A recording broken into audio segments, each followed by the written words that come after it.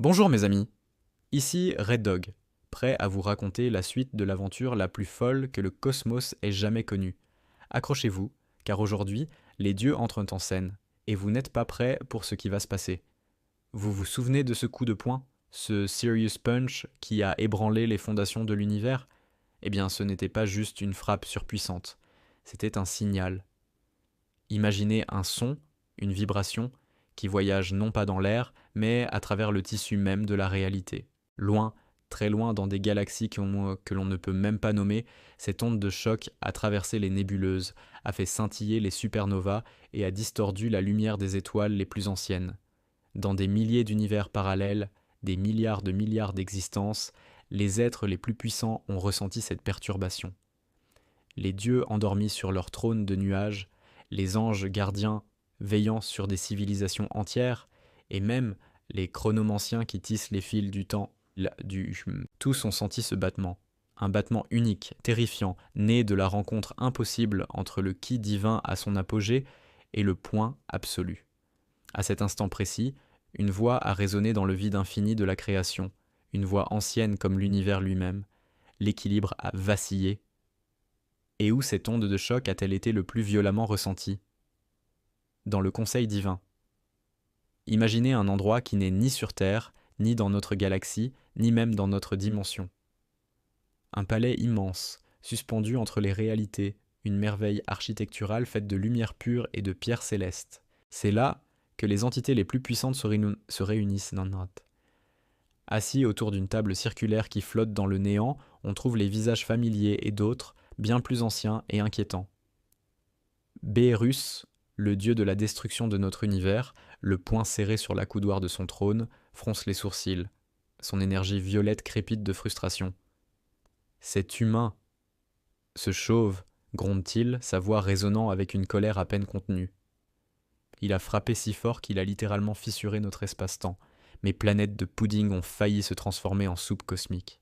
À ses côtés, Whis, son ange et mentor, garde son calme légendaire. Un sourire énigmatique flotte sur ses lèvres. Fascinant, n'est-ce pas, Seigneur Bérus, un simple mortel, qui ne possède ni ki, ni énergie divine, ni même la moindre parcelle de pouvoir sacré. Et pourtant, d'un seul geste, il est capable d'effacer l'existence même. C'est une anomalie d'une beauté presque poétique. Mais le calme de Whis est brisé par une voix enfantine qui fait pourtant frissonner tous les dieux présents. C'est Zéno, le roi de tout, le maître absolu du multivers. Ses grands yeux noirs fixent le vide et son expression habituellement joyeuse est remplacée par une inquiétante gravité. On ne peut pas le laisser faire, c'est pas amusant. Si le point du vide frappe encore, tout, tout disparaîtra. Le silence qui suit ces paroles est plus lourd que le poids d'une galaxie mourante. La menace n'est plus une simple destruction, c'est l'anéantissement total. Soudain, une lumière aveuglante inonde le palais divin. 3 silhouettes majestueuses descendent du zénith du conseil, traversant le plafond de lumière comme s'il n'était que de l'eau. Ce ne sont pas des dieux de la destruction, ce sont des entités d'un tout autre ordre, les juges du multivers. La première, une femme à l'aura dorée étincelante, s'appelle Chrona. Ses yeux ne sont pas faits de chair, mais de rouages d'horloge complexes qui tournent à une vitesse vertigineuse. Elle est la gardienne du temps, celle qui veille à ce que les lignes temporelles ne se briseront pas. Sa voix est claire et tranchante comme du cristal. 2 mortels ont touché au code source même de la création. Le Saiyan avec son ki, l'humain avec son poing, cela ne doit plus jamais se reproduire. À sa droite, une figure entièrement drapée de noir, son visage caché derrière un masque lisse et sans traits, dégage une aura de néant absolu. C'est Aion, le dieu du néant, celui qui gouverne les espaces entre les univers. Sa voix est grave, caverneuse, comme si elle venait des profondeurs d'un trou noir. L'un d'eux, le Saiyan, est sous notre juridiction. Il a utilisé une énergie connue et répond à nos lois. Mais l'autre appartient au vide. Il est une page blanche dans le grand livre de l'existence. Enfin, la troisième silhouette déploie des ailes translucides qui réfractent la lumière en 1000 arcs-en-ciel. C'est Solar, l'ange de l'équilibre. Son regard à la fois doux et inflexible se pose sur Bérus. Il faut le retrouver, le localiser avant que son point 1 ne se referme à nouveau sur une cible. L'équilibre cosmique ne supportera pas un deuxième impact. La mission est claire. Trouver et neutraliser la plus grande menace que le multivers ait jamais connue. Pendant que les dieux paniquent dans leur palais céleste, revenons sur Terre.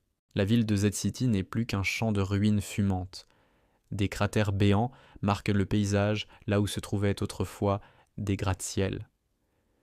Au milieu de ce chaos absolu, une silhouette nonchalante marche entre les débris. C'est Saitama. Dans sa main, il tient un sac en plastique avec une boîte d'œufs. Son visage arbore son expression habituelle, un ennui profond, presque cosmique. Soudain, un bruit métallique et précipité se fait entendre. C'est Génos, ou ce qu'il en reste. Le cyborg est gravement endommagé. Des câbles sortent de son bras arraché. Son œil optique crépite. Il court, ou plutôt, il clopine vers son maître. « Maître !» crie-t-il, sa voix synthétique pleine d'urgence. Les senseurs dimensionnels s'affolent. Une énergie inconnue d'une magnitude sans précédent approche de notre position. 3 signatures distinctes. Saitama se tourne à peine, un long soupir s'échappant de ses lèvres. Génos, tant qu'il n'achète pas tous les œufs avant moi, je m'en fiche un peu. Il y a une promo sur les extra larges aujourd'hui. Mais alors qu'il dit cela, il s'arrête net. Son regard blasé se lève lentement vers le ciel. 3 faisceaux de lumière pure, un doré, un noir et un arc-en-ciel, descendent lentement du ciel, perçant les nuages de poussière. En quelques secondes, les 3 faisceaux touchent le sol devant Saitama. La lumière se dissipe pour révéler Krona, Aion et Solar. Ils se matérialisent avec une grâce surnaturelle. Sous leurs pieds, le béton brisé se cristallise, se transformant en un sol de quartz pur et parfait. L'air devient lourd, saturé d'un pouvoir qui dépasse l'entendement. Krona, la gardienne du temps, s'avance d'un pas. Ses yeux d'horloge fixent Saitama. Héros de l'univers 214B, tu as franchi une limite interdite. Saitama hausse un sourcil, l'air plus perplexe qu'intimidé.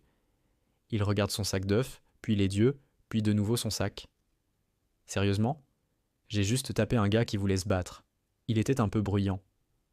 Aion, le dieu du néant, fait un pas à son tour. Son aura noire semble absorber la lumière autour de lui. Ce gars, comme tu dis, a déclenché une résonance avec ton essence. Ensemble, vos pouvoirs ont créé une faille qui a presque réinitialisé le multivers. Vous avez failli appuyer sur le bouton reset de toute la création. Enfin, Solar, l'ange de l'équilibre, parle d'une voix qui est à la fois un ordre et une prière. Ton existence est devenue une menace pour tout ce qui est. Tu seras emmené pour jugement dans le Nexus, le point central de toutes les réalités. Saitama lève les yeux au ciel, l'air profondément fatigué. C'est l'expression de quelqu'un qui vient d'apprendre que son magasin préféré ferme juste avant les soldes. Ah non, encore un truc qui va me faire rater la promo du week-end. Les dieux ne sont pas d'humeur à plaisanter. Krona et Solar tendent la main.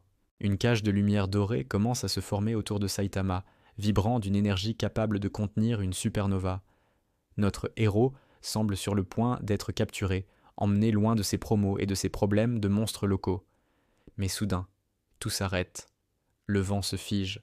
La poussière en suspension dans l'air s'immobilise. Les rayons de lumière dorée se gèlent sur place. Le temps lui-même s'est arrêté. Les 3 dieux, des êtres qui commandent aux lois de l'univers, sont figés, leur visage exprimant une stupeur totale. Derrière Saitama, une ombre commence à s'étendre. Une ombre qui ne vient d'aucune source de lumière. Elle grandit, s'épaissit, devenant plus noire que le vide entre les galaxies. Une voix, qui n'est ni masculine ni féminine, ni jeune ni vieille, résonne directement dans l'esprit des dieux. Une voix qui semble être le silence lui-même. Vous touchez à celui qui a vu le vide. Les dieux, pour la première fois depuis des éons, ressentent une émotion qu'ils avaient oubliée. La peur. Ils reculent instinctivement. L'ombre derrière Saitama continue de grandir, prenant une forme. Une silhouette colossale, étrangement similaire à celle de Saitama, mais sans visage, sans traits, faite d'énergie noire, pure et de néant. Il n'est plus un homme, c'est un point de rupture. L'entité sombre se dresse, dominant les juges du multivers. Le message est clair, Saitama n'est plus seul. Quelque chose, ou quelqu'un, l'a réclamé. Le vide a un nom.